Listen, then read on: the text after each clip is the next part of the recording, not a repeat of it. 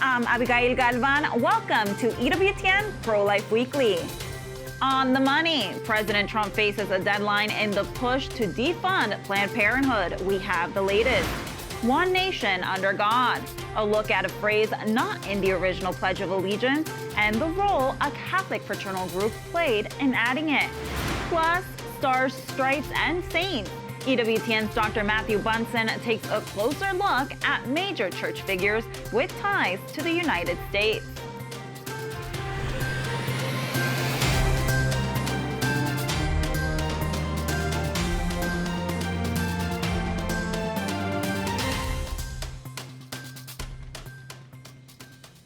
All eyes are on the nation's capital this weekend ahead of the 250th anniversary of the signing of the Declaration of Independence. Now, pro-lifers say they have a second reason to keep an eye on Washington. We are expected to learn by Saturday whether President Donald Trump and congressional Republicans will permanently block Planned Parenthood from receiving Medicaid reimbursements.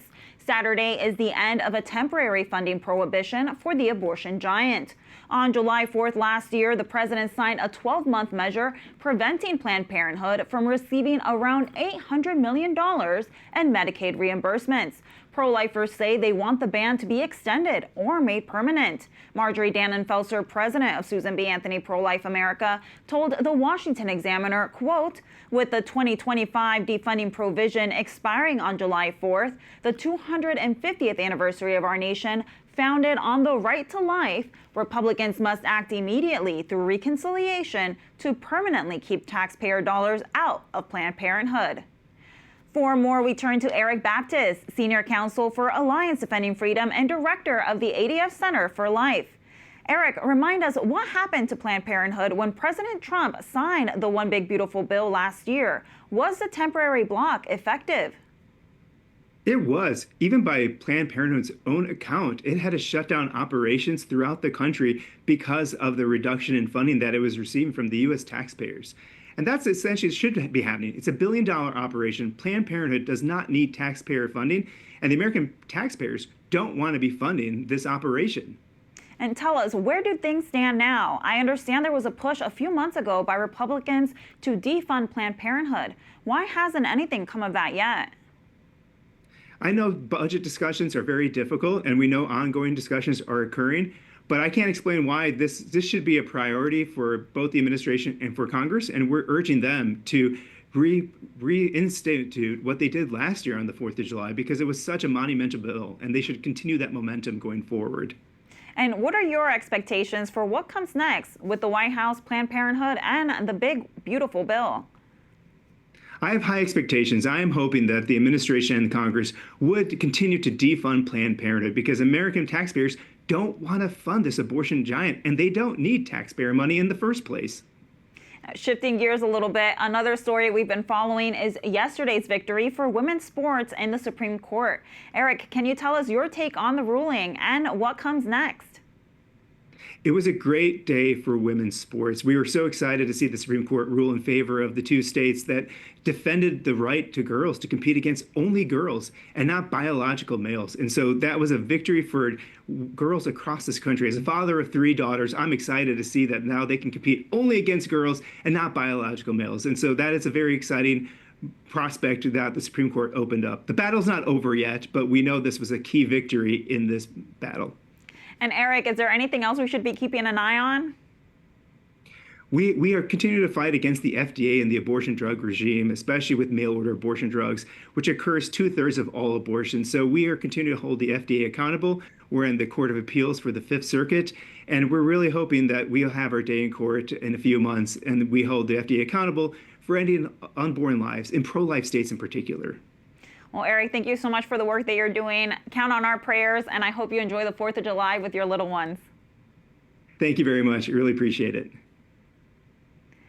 Staying in the United States, where we are drawing closer to the midterm elections in November, several states are set to consider pro-life laws. In Missouri, voters will weigh in on a measure to limit abortion and so-called gender transition surgeries for minors. The Show Me state added abortion to its constitution in 2024. Pro-lifers say the language used on that ballot was confusing, and in November they are hoping for a reversal.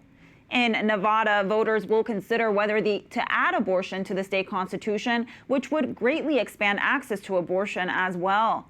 The Silver State must pass a proposal twice for it to become law. The pro-abortion measure already passed in 2024.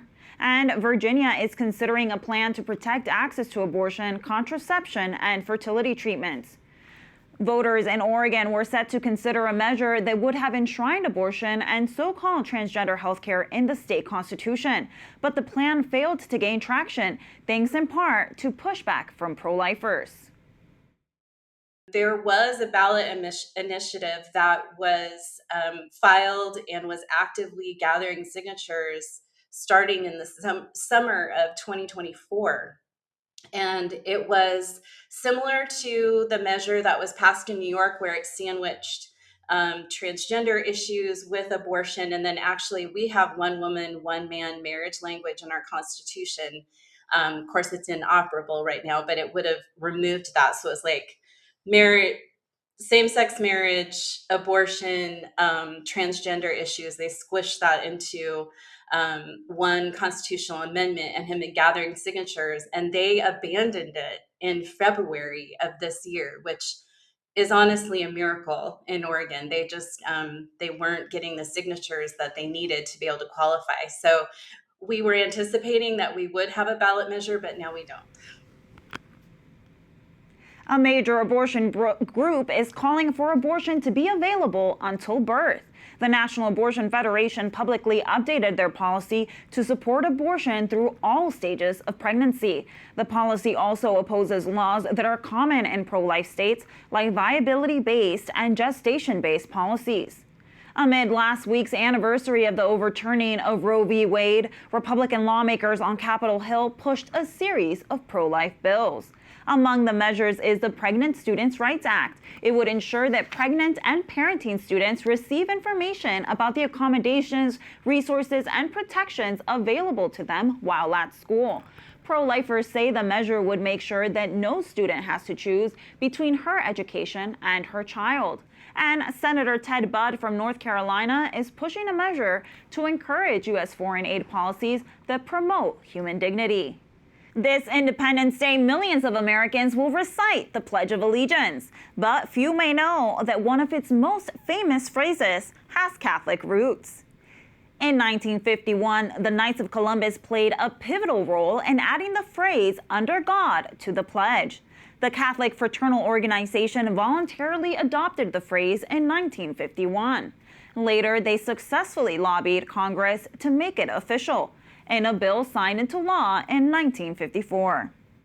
Prior to 1954, there was no reference to God in the pledge, and the Knights of Columbus has always committed to patriotism. Our view of patriotism is really, it comes from a gratitude to God for the gifts that God has given to this nation and to all of us, the gift of family, the gift of life, the gift, so many, many gifts. So that's where our principle of patriotism is grounded. So the Knights of Columbus really thought we need to have "under God" in the pledge. So we petitioned Congress and got it in the pledge in 1954.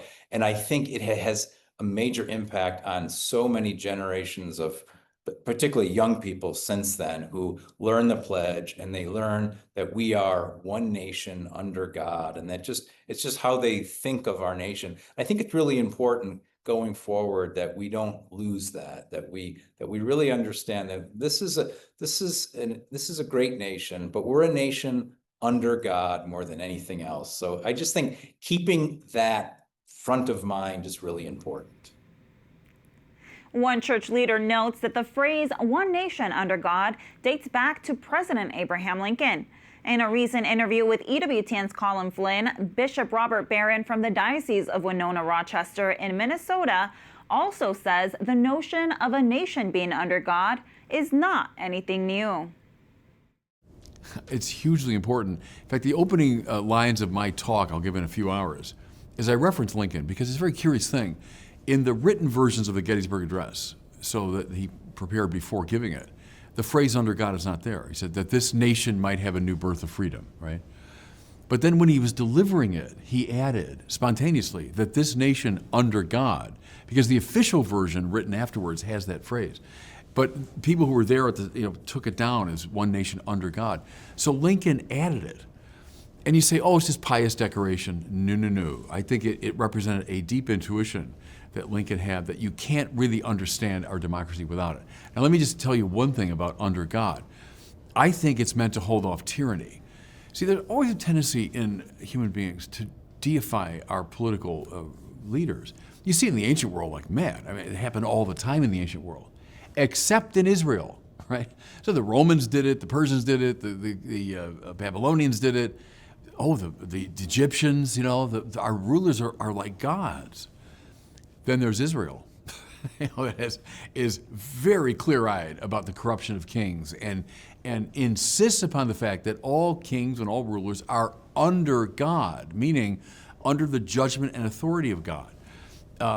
Our founders understood that.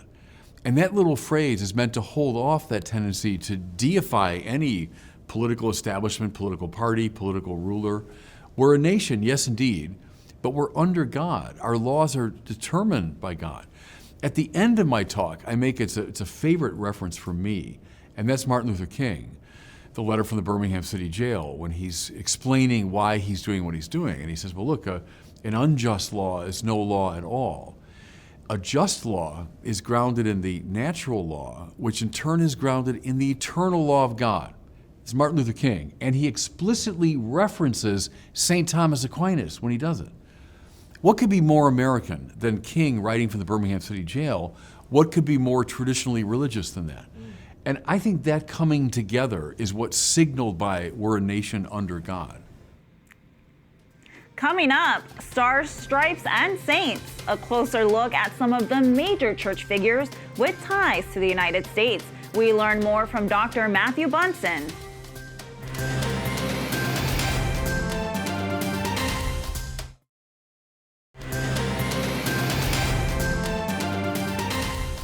Amid the devastation of the recent earthquakes in Venezuela that claimed the lives of more than 1,700 people, there are small signs of hope, including here, as rescuers from the United States pull a mother and her infant from the rubble. Local media reports that mother and baby are doing okay. We continue to pray for the victims and their families, the thousands of other people who are missing, and the first responders seeking to find survivors. Welcome back to EWTN Pro-Life Weekly. I'm your host, Abigail Galvan. An initiative that highlights the gifts of women to the church and the world recently honored a founding member of the Sisters of Life. Mother Agnes Mary Donovan is a trained psychiatrist and former professor. She unites intellectual rigor with spiritual motherhood. She also spent nearly 30 years as Superior General for the Sisters of Life. The community's mission is to serve pregnant women in need, to offer retreats for healing and renewal, and to accompany those suffering after abortion. This past weekend, the Given Institute gave her its Fiat Award, recognizing her extraordinary witness to the dignity of women and gift of life. In her remarks, Mother Agnes reminded us society loses everything if it fails to protect the unborn and the elderly. Life is sacred. It has its origins and destiny in God. And that makes that human person utterly precious. Yeah. I think the maternity, obviously, is God's great gift to women. And it is lived in whatever state of life she is in, whether she's in marriage or whether she's a laywoman or whether she is living it in religious life.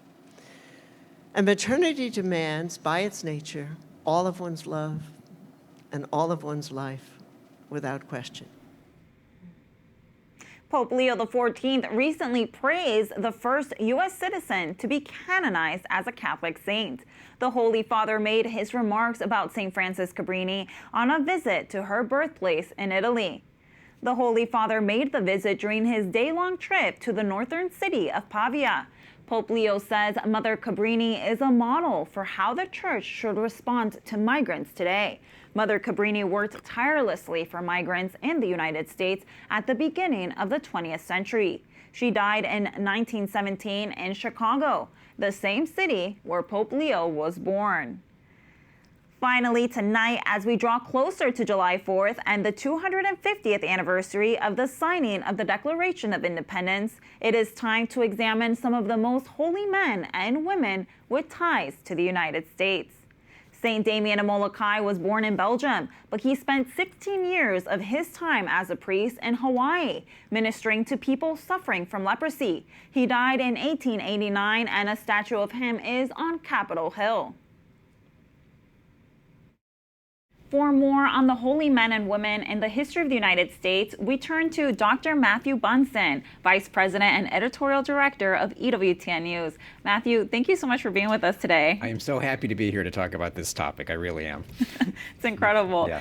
So we have several people to discuss, but let's start with Saint Damien of Molokai, who really cared for the discarded and the forgotten and the outcast. And that's a big part of building a culture of life. Can you tell us about absolutely him? Right.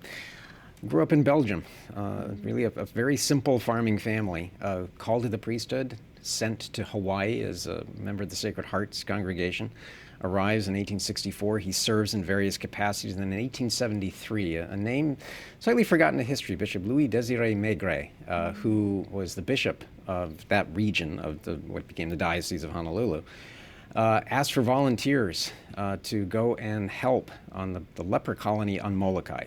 Now, when we say leper colony, the Kingdom of Hawaii, which it was a kingdom at the time, was really hard-pressed to deal with the leprosy crisis. And so one of the ways they wanted to care for the lepers was to sort of find them a way to be isolated so they could get proper care.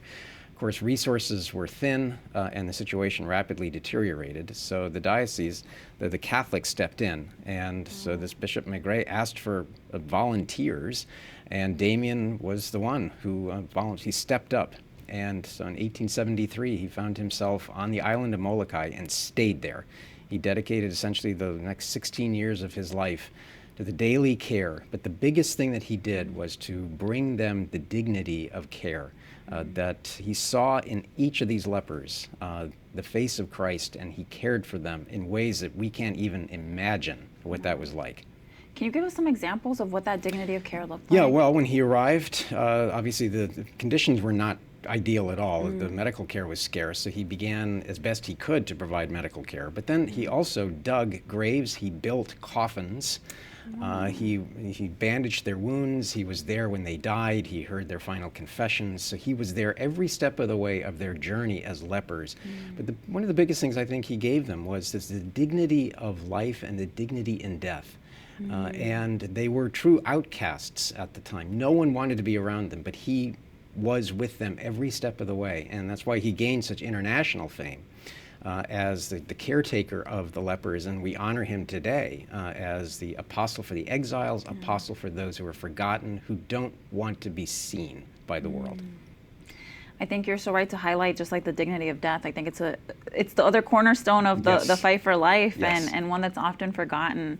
Now, we know that St. Damien was not the only faith leader on Molokai. He was joined by a religious sister born in Germany, but with ties to upstate New York. Can you tell us about Mother Mary Ann Cope? Mother Mary Ann Cope. So Damien, I think, was canonized in 2009. She was canonized in 2012, if I'm remembering right. I was there for both of the canonizations. Wow.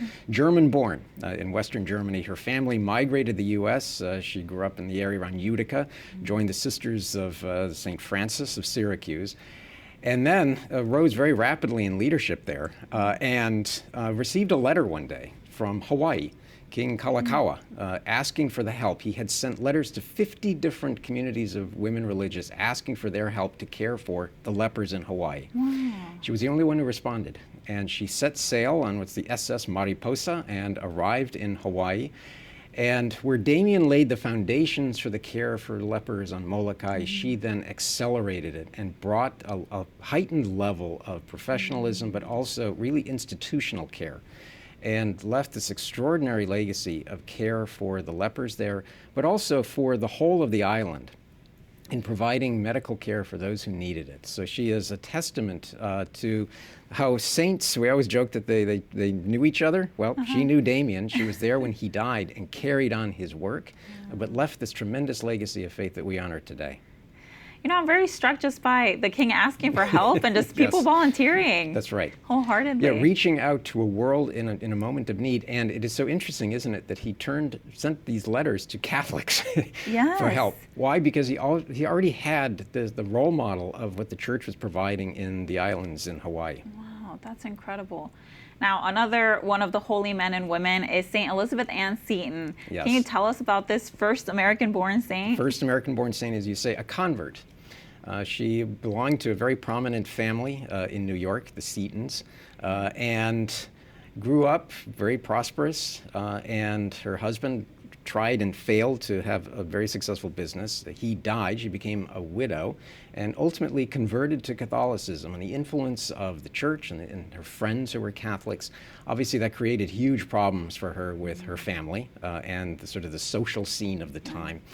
And found that haven with the Catholics. And through a series of deep discernments, she established this community, the Sisters of Charity, that went on in her name to establish orphanages and schools and hospitals, and left, we talked about Mary Ann Cope's legacy of care for the poor and the forgotten.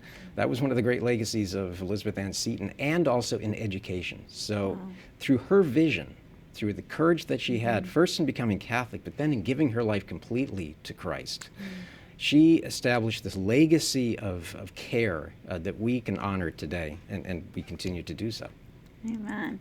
Now, Matthew, soon we'll have another American-born Yes. holy figure recognized. Can you tell us about Archbishop Fulton Sheen? Yeah, well, obviously one of the great communicators of the last 100 and some years, Emmy award-winning figure. He had the highest rated television show in America. He had the highest rated radio show in America. His books were read by millions of people. He brought tens of thousands of people into the church. But we also honor him when we're talking about the pro-life cause as being a true prophet for where we are today. I happen to be running, just turn the television on, and the EWTN's on all the time, as you can imagine. We still carry his old show, his old television show. What was he talking about in this one day? This is a show from the 1950s. He was predicting and warning everyone about what we would now call gender ideology, the idea that you can change a child's gender at will. He saw all of it. So for the pro-life cause, he was a true prophet in seeing so many of the problems that we have today. But it simply wasn't calling out the problems that we might have. He was actually laying out what is the antidote. The antidote is by recognizing the human person made in the image and likeness of God and being faithful to that, but then also encouraging parents and families and culture to recognize that dignity in the image and likeness of God, made as we were intended to be. And so Fulton J. Sheen, in so many ways, anticipated our problems, but he was especially so in the area of building a culture of life. And I hope he'll continue to do so and intercede for us in that. His beatification on September 24th, and we're going to be there. Amen. Now, quickly, any final thoughts on Catholics and just the 250th anniversary of our country? Any hopes you have for our future? Yeah, I think God has always called saints in every generation when they're needed the most. And I think 250 years from now, God willing, we will look back on American Catholic history and see another legacy of another 250 years, because I'm firmly convinced that saints are always going to be with us. Saints are going to appear right when we need them the most, as we saw with Damien, as we saw with Mother Mary Ann, with Elizabeth Ann Seton, Fulton J. Sheen. Names that will be known to subsequent generations that we will honor for their holiness and that we will honor as role models going forward. Amen. Well, thank you so much, Dr. Bunson. Privileged to be with you, really is. That does it for this edition of EWTN Pro-Life Weekly. Be sure to like and follow us on our social media channels. You can find us at EWTN Pro-Life on X, Facebook, and Instagram. And sign up for our newsletter, The Pro-Life Pulse, EWTNnews.com/pro-life. Remember, life is a gift. Your life is a gift. God bless.